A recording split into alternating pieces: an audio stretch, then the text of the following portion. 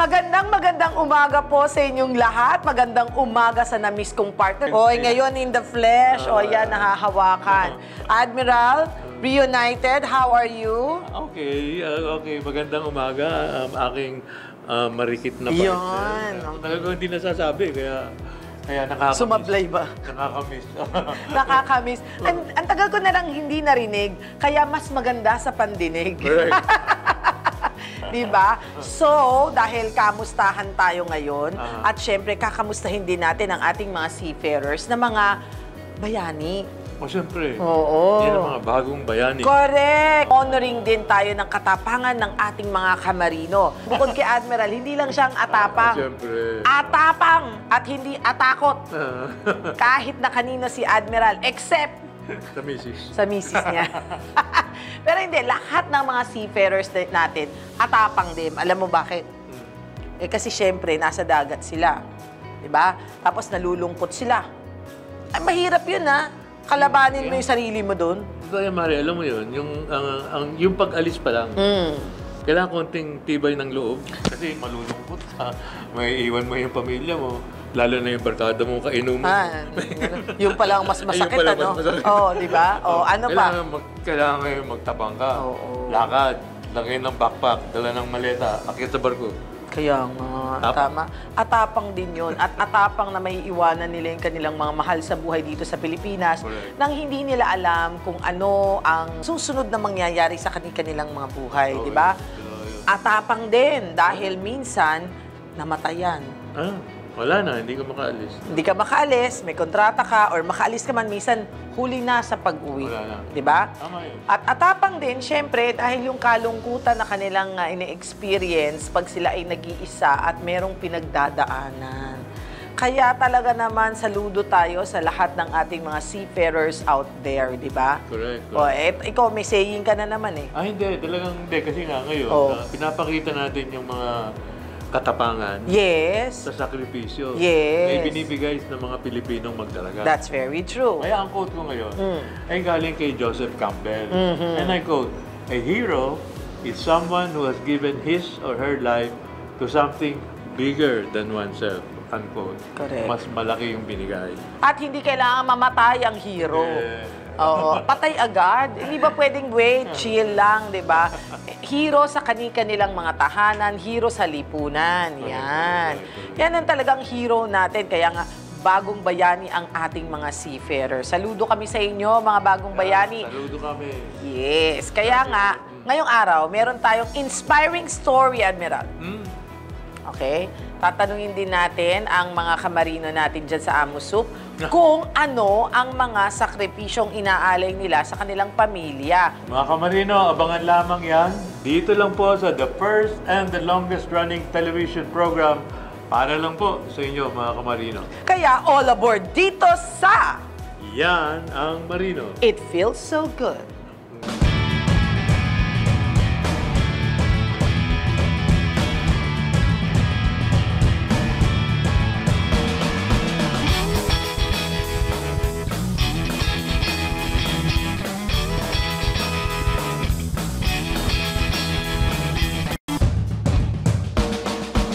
This portion is brought to you by GCash, SM Supermalls, Pag-ibig Fun, lingkod pag-ibig, tapat na serbisyo mula sa puso. Mga kamarino, ang inspiring story po natin ngayon ay mula sa isang may bahay ng seafarer. Walang iba kundi si Dr. Sandra Bernardo. Hindi madali maging asawa ng isang marino. Nariyan ang patuloy na pag-uunawa at pag-aalay ng sakripisyo para sa ikabubuti ng sariling pamilya habang malayo sa piling ng asawang naglalayag sa karagatan. At para sa ating featured kwento for today, malalaman natin ang kwento kung paano nalampasan ni Dr. Sandra Bernardo, isang wife of a seafarer, at ng kanyang pamilya ang mga dagok na dala ng pagiging isang kapamilya ng marino. Hello, I'm Dr. Sandra Bernardo. I am an optometrist by profession. We have our own optical clinic which is named Wink Vision Kids. And at the same time, I'm also a college professor in National University in MOA, wherein I am privileged to shape future optometrists in the next generation. Nagsimula ang kwento ng pamilya Bernardo noong nagkakilala sina Doktora Sandra at ang kanyang asawa na si Manny noong sila ay high school pa lamang. My husband used to be a seafarer. He started being a seafarer at the age of 18. Actually, when I met him, it was because of my 18th birthday. Nung dati kasi, meron pa uso yung mga kotilyon. So we practice every week. Siya po yung escort ko sa aking pong debut. Nag-aaral pa po siya nun. Actually, he just finished a 6-month basic training course. So after the 6 months, saka siya sumakay. So mag-boyfriend na po kami nung umalis siya on his first vessel. Noong 1996, 7 taon ang makalipas sa pagiging boso ni Manny, napagdesisyonan nilang ikasal. Dito nagsimulang masubok ng distansya ang kanilang pagbubuo ng pamilya. Noong mga panahong iyon, itinuturing ni Doktora Sandra ang kanyang sarili bilang strong, independent woman. Ang role mo na gaganapan is both a mom and a dad. Sobrang hirap na ikaw yung nag-aalaga sa mga anak mo, nagtatrabaho ka at the same time. Bukod sa pagtataguyod sa 3 anak habang malayo sa asawa, naging hadlang din ang communication sa relasyon nila. Pag nasa port na siya, magko-call siya. Ang satellite pa po nun sobrang mahal. So, kailangan para kang mabilis. Lahat ng salitaan, mabilis. So, pag radyo naman, hindi din pwedeng magsabay. Hindi siya two-way. So, kailangan magsalita ka muna bago mag-respond siya. So, hindi po siya talaga ganun kadali. So, kaya hindi open masyado yung amin pong naging communication. Although, tinatry, pero talagang alam mo yung gaps. Bukod sa communication, naging hadlang rin ang distansya sa pagiging malapit ng kanyang asawa sa kanilang mga anak. Ito yung sad reality din of becoming a wife ng isang seaman. Napansin ko na hindi po close yung asawa ko po sa mga anak ko. Parang yun yung sad reality, kaya hiniling ko kayo kay Lord. Sabi ko, Lord, grabe, parang yung mga anak ko sanay na wala silang tatay. Na parang okay lang sa kanila na wala silang tatay. Kaya talagang sabi ko, Lord, gusto kong umuwi na yung asawa ko. Gusto ko na nandito na lang po siya. Hindi namin kailangan ng maraming pera. It's not that. Basta enough na yun na you survive every day. Kasi all of this naman doesn't matter anymore pag afterlife, diba? These are all just temporary. Pagamat nagkaroon ng mga balakid sa pagtataguyod ng kanilang pamilya, ito ay unti-unti nilang nalampasan dahil sa kanilang pagtitiwala sa isa't isa at ang pananampalataya sa Poong May Kapal. Kailangan may tiwala ka. Kasi when you're apart, ang dami mong pwedeng isipin, especially sa seaman. Ang dami po niyang mga kinakaharap na mga challenges, na mga temptation. So, kailangan lang meron kayong tiwala sa isa't isa at yun talagang kailangan mo ipanalangin. Isi-shield siya talaga ng Panginoon. Habang nanilbihan bilang bosun sa barko ang kanyang asawa, nagtatrabaho naman bilang area manager sa isang optical shop si Doktora Sandra. Subalit, sa higit 20 taong pagtatrabaho rito, siya ay nagkaroon ng mga alinlangan sa direksyong tinatahak ng kanyang career bilang optometrist. At sa kanyang pagdarasal nga'y, nakuha niya ang linaw na kanyang hinahanap. In 2017, when I asked the Lord, sabi ko, Lord, am I in the right position or in the right place? Pero marami akong resistance sa Lord. Sabi ko, Lord, hindi pa ako nakakapagtatapos ng anak ko. Tapos sabi ko, Lord, paano yung wala akong ipon? Paano ako magbubukas? And then 2020, that pandemic came. When business are closing, doon ako talagang pinush na ng Lord na magbubukas ng clinic. Kaya sobrang sobrang takot ako talaga. Iyak ako sa Lord, sabi ko, Lord, totoo na ba to? Baka mamaya gusto ko lang to at hindi mo to gusto. Kasi kailangan nandun yung presence ng Lord eh. Kasi kung gusto mo lang yun, hindi yun magpa-prosper. Ang makatulong sa mga bata at ang pagkatigil sa pagsampa ng kanyang asawa sa barko dulot ng pandemya, ang mga bagay na pinaka nagtulak kay Doktora Sandra na tuluyang buksan ang kanyang sariling optical clinic noong 2020. Wing Vision Kids, this is an eye clinic dedicated to help children to address their vision needs in this digital age time. And then it is now our source of income. Used to be, pauwi pa rin siya after his contract. He helped me, but right now po, talagang we are focused to manage this clinic already. we help each other. Kung magbabalik tanaw sa lahat ng hamong na pagdaanan ng pamilya Bernardo, ang pananalig nila sa Diyos ang tumulong na magbigay liwanag sa kanilang vision para sa kanilang pamilya.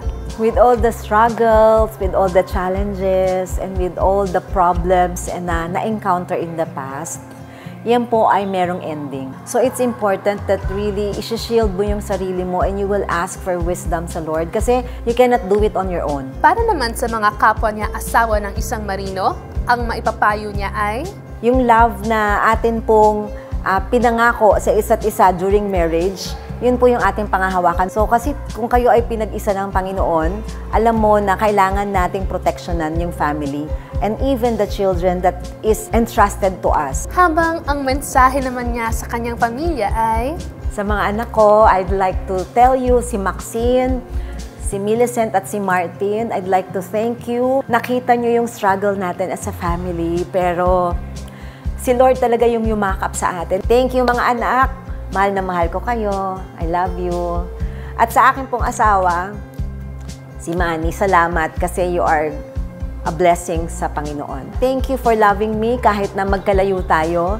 Thank you for all the sacrifices na in-endure mo just to provide for the family. And thank you kasi inopen mo na yung heart mo na kahit natatakot ka na mag-stop maging seaman, nag-decide ka to stay, to be with us at pagtutulungan natin to. Kakayanin natin to, lalo pa ngayon, hindi na tayo matatakot. Ngayon pa ba? Kitang-kita na natin kung ano yung gagawin ng Lord sa buhay natin at sa buhay ng mga anak natin. Thank you so much, Daddy. I love you so much. higit sa lahat ng natatamasang tagumpay ng kanilang pamilya, hindi pa rin nakalilimutan ni Dr. Sandra na mag-give back sa komunidad. Every portion po of what we earn goes to missions. So in a year, it's more than 5 missions siguro po yung nadjo-join ko. And some of it are really for sa far places like in Mindanao and up north. Tapos po, I provide eyeglasses. So kaya nga when patients come to me and when we dispense and deliver the glasses, we do not fail to mention that they are a blessing. Yun yung fulfillment na parang wow, salamin sa akin salamin lang yan. Pero sa ibang tao pala, it's much more than that. Yung impact na maiiwan mo because you have provided something for them, that's really something na hindi mapapalitan. It's a joy in your heart talaga. Grounded by their values, ang linaw sa pamamagitan ng lente ng pagtitiwala sa isa't isa at pananalig sa Diyos ang nag-angat kina Dr. Sandra Bernardo at ng kanyang pamilya mula sa hadlang ng distansyang dala ng pagiging isang marino.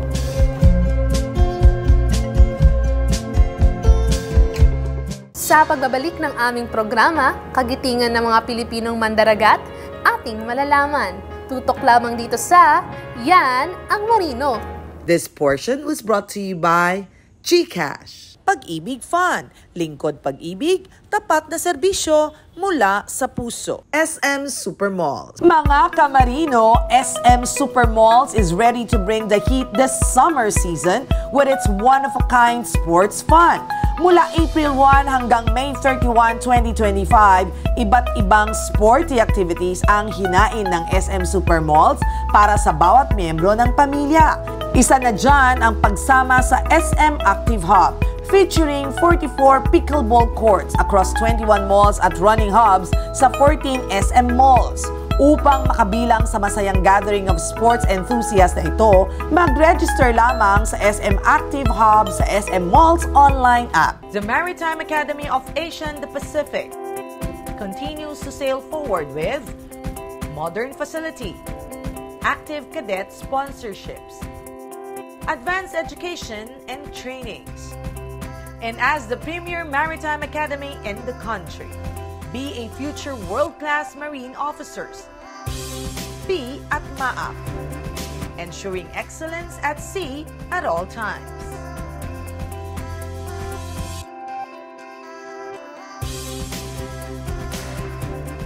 Ang bawat bayaning Pilipinong magdaragat, may kaagapay, may kaibigan, may kakampi, may kasangga, may kabalikat. Ang iyong Associated Marine Officers and Seamen's Union of the Philippines. Kasama mo sa tunay na malasakit dahil AMOSUP cares.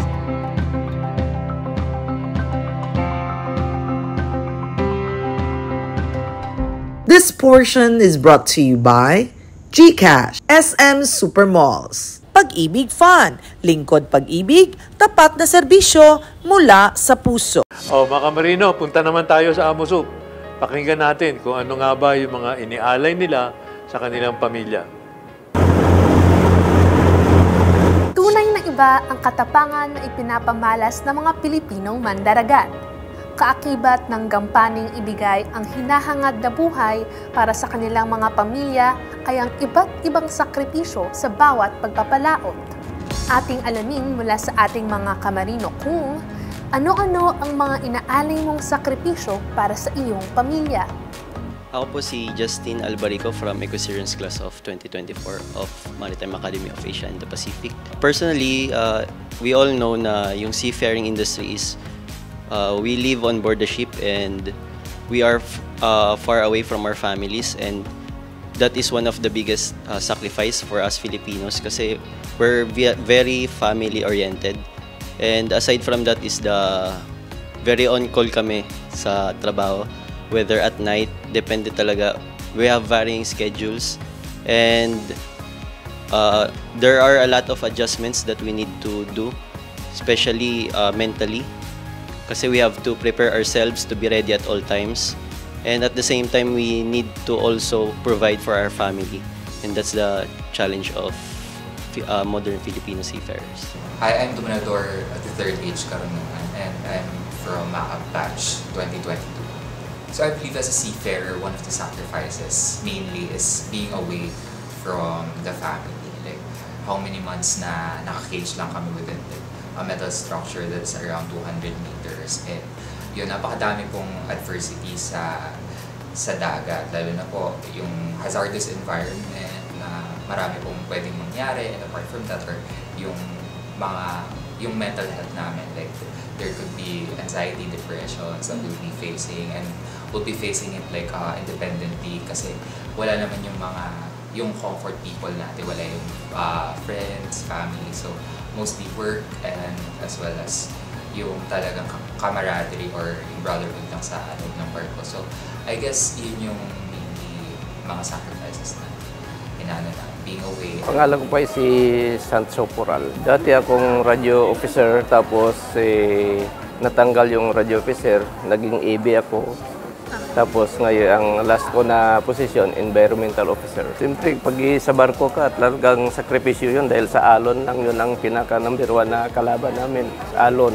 Tapos sabay yung may mga problema na kailangan open communication para madali malutas ang problema. Sa ganun namang sitwasyon, ang unahin natin na may pananampalataya tayo, yun ang magpapalakas sa atin sa sarili natin. Tapos yung constant communication sa pamilya. Sa pagbabalik ng aming programa, tapat na serbisyo mula sa puso ng Pag-ibig Fun, ating aalamin. Dito lang sa Yan ang Marino. This portion was brought to you by GCash. Pag-ibig Fun, lingkod pag-ibig, tapat na serbisyo mula sa puso. SM Supermalls. Mga kamarino, SM Supermalls is ready to bring the heat this summer season with its one-of-a-kind sports fun. Mula April 1 hanggang May 31, 2025, iba't ibang sporty activities ang hinain ng SM Supermalls para sa bawat miyembro ng pamilya. Isa na dyan ang pagsama sa SM Active Hub, featuring 44 pickleball courts across 21 malls at running hubs sa 14 SM malls. Upang makabilang sa masayang gathering of sports enthusiasts na ito, mag-register lamang sa SM Active Hub sa SM Malls online app. The Maritime Academy of Asia and the Pacific continues to sail forward with modern facility, active cadet sponsorships, advanced education and trainings. And as the premier maritime academy in the country, be a future world-class marine officers. Be at MAAP, ensuring excellence at sea at all times.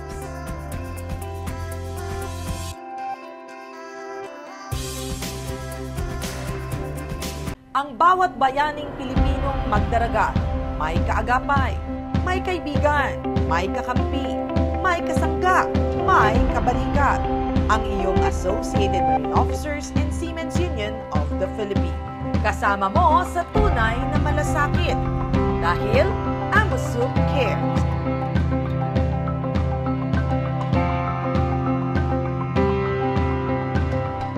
This portion is brought to you by GCash, SM Supermalls, Pag-ibig Fund, lingkod pag-ibig, tapat na serbisyo mula sa puso. Mga kamarino, alam naman nyo po dito sa Yanang Marino ay tinatalakay po natin lahat ng mga policies na lalabas mula sa ating gobyerno.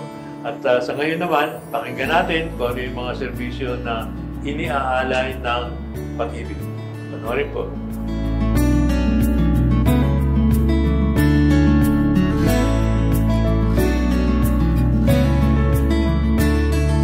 Tapat na serbisyo mula sa puso ng Pag-ibig Fund, paano nga ba nila na ihahatid sa mga Pilipino? Ating alamin sa pamamagitan ng pagbabalik tanaw sa ating mga naisagawang Yan ang Marino Caravan kasama ang ating mga kamarino.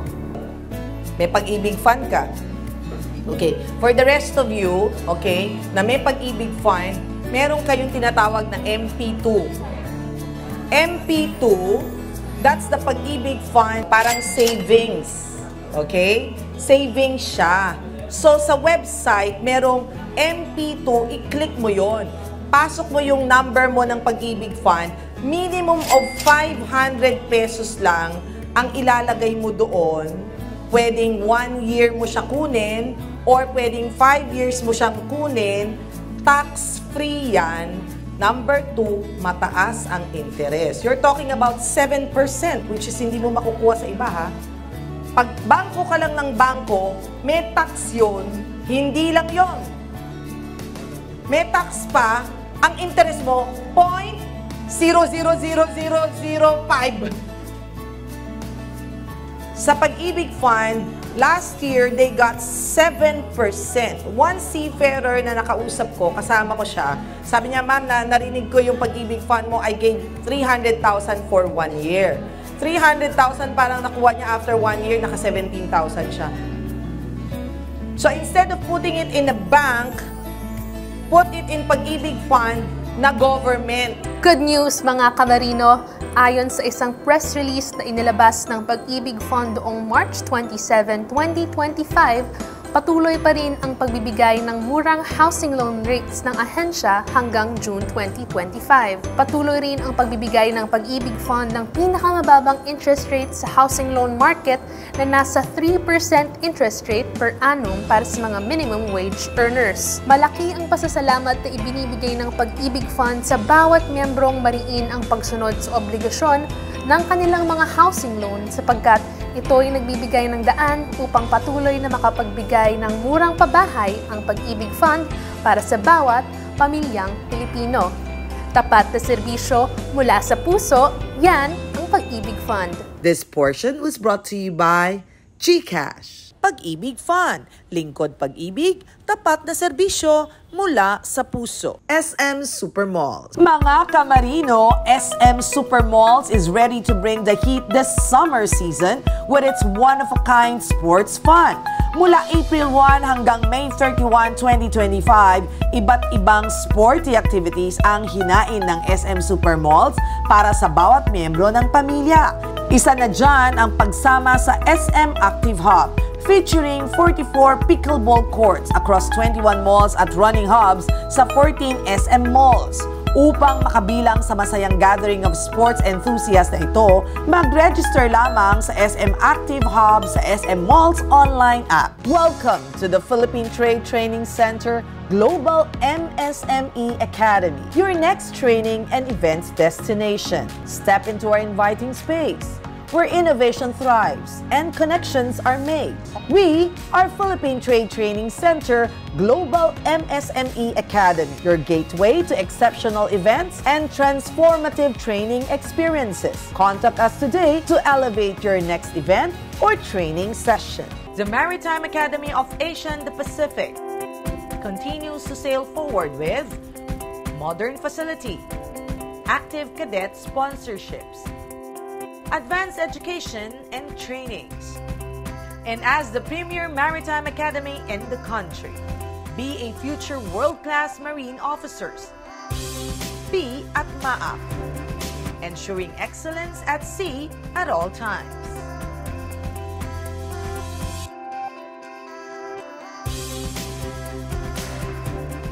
Ang bawat bayaning Pilipinong magdaragat, may kaagapay, may kaibigan, may kakampi, may kasangga, may kabalikat. Ang iyong Associated Marine Officers and Seamen's Union of the Philippines. Kasama mo sa tunay na malasakit dahil AMUSUP cares.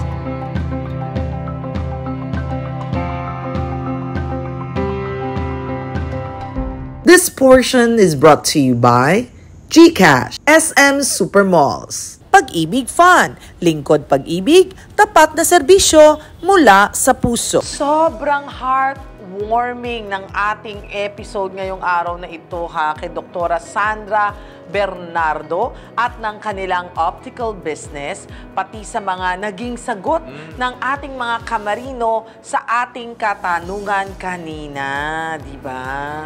Correct ka dyan, Mare. Laking pasasalamat ang kailangan nating ibigay para sa lahat ng mga kamarinong patuloy nagsasakripisyo para lang po sa kanilang pamilya. Yan, agree tayo dyan, Admiral, ha? Kaya hanggang dito na lang tayo, Admiral, di ba? Tama, patuloy lang po na tumutok sa aming programang Yan ang Marino. Every Saturday po yan, alas 8 hanggang alas 8:30, kasama po ng inyong almusal. Yan. Dito lang po sa PTV4. O kung ayaw nyo, balikan nyo yung episode sa YouTube. MY. Sa YouTube. My channel. Oh, walang aapila. Mariaw po yun, Mariaw. Yan. Sabi ko sa'yo, walang aapila because reunited and it feels so good. Kaya naman, weekly, do not forget, Yan ang Marino. But for now, Anchors away. bye everyone. Bye-bye.